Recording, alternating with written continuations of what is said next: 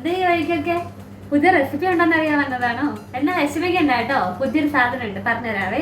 ആയോ, ഇന്ന് നമ്മൾ എന്താ ഉണ്ടാക്കാൻ പോകുന്നതെന്ന് അറിയാവോ? ബ്രെഡ് അല്ല, ബ്രെഡ് വെച്ചിട്ട് വെറൈറ്റി സാധനം പുഡിംഗ് ഉണ്ടാക്കാം. ഇങ്ങനെ ചുമ്മാ കഴിച്ച് മടുത്തില്ലേ നിങ്ങള്? ഇത് നമുക്ക് ഇങ്ങനെ ഒന്ന് ട്രൈ ചെയ്തോ. പുഡിങ്ങിന് വേണ്ടിട്ട് എന്തൊക്കെയാ വേണ്ടത് നോക്കാവേ. ബ്രെഡ്, 2 മുട്ട, 1 കപ്പ് പാല്,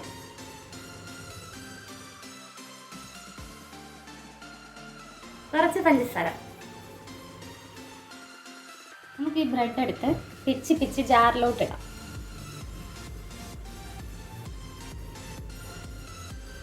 ഇത് വേണമെങ്കിൽ നിങ്ങൾക്ക് നല്ല കറക്റ്റായിട്ട് കട്ട് ചെയ്തൊക്കെ ഇടാം.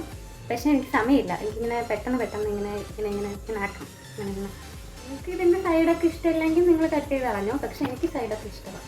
ഞാൻ എല്ലാം ഇടും. 2 മുട്ട ഒഴിക്കാം, ലേശം പഞ്ചസാര ആഡ് ചെയ്യാം.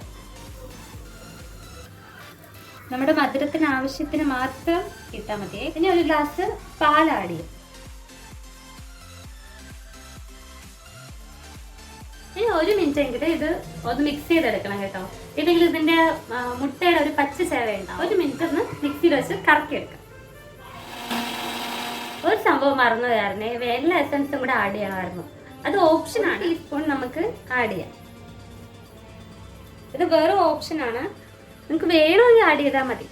സാധനം നമ്മൾ അടിച്ചെടുത്തിട്ടുണ്ട്. ഇനി നമുക്ക് തുറക്കാം.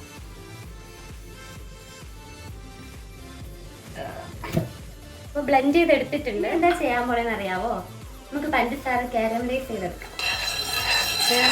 മിക്സ് ചെയ്ത് ഇതിന്റെ കളർ മാറുന്ന വരെ മിക്സ് ചെയ്യണം.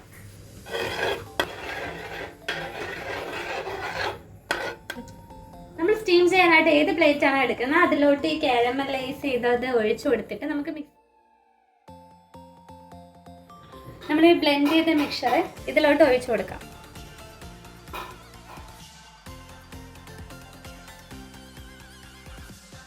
ഇനി ഒരു 30 മിനിറ്റ് സ്റ്റീം ചെയ്തെടുക്കാവേ.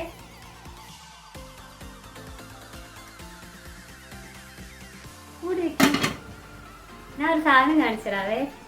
കഴിഞ്ഞ വട്ടം നാട്ടിൽ പോയിട്ട് വന്നപ്പോൾ അമ്മ തന്നുവിട്ട ഒരു സാധനമാണ്. കഴിക്കാൻ വേണ്ടി തന്നുവിട്ട സാധനം എന്തായാലും മുളച്ചില്ലേ, ഇത് നമുക്ക് മുളപ്പിക്കാം. ഇത് നല്ല രസമുണ്ടല്ലേ കാണാനായിട്ട്. ഇത് കണ്ട അമ്മ ചീത്ത വിളിക്കാണ്ടിരുന്ന ഞാൻ രക്ഷപ്പെട്ടു. ഇത് എന്താണെന്ന് മനസ്സിലായോ? നമ്മുടെ നാടൻ മധുരക്കിഴങ്ങ. നോക്കിയാലോ, സെറ്റായിട്ടുണ്ട് കേട്ടോ. ഇനി നമുക്കിത് തണുത്ത ശേഷം 3-4 മണിക്കൂർ ഫ്രിഡ്ജിൽ വെച്ചെടുക്കാം. സെറ്റായിട്ടുണ്ട്. അപ്പൊ നമുക്കിനി ഇതിന്റെ പ്ലേറ്റിലോട്ട് മാറ്റാം.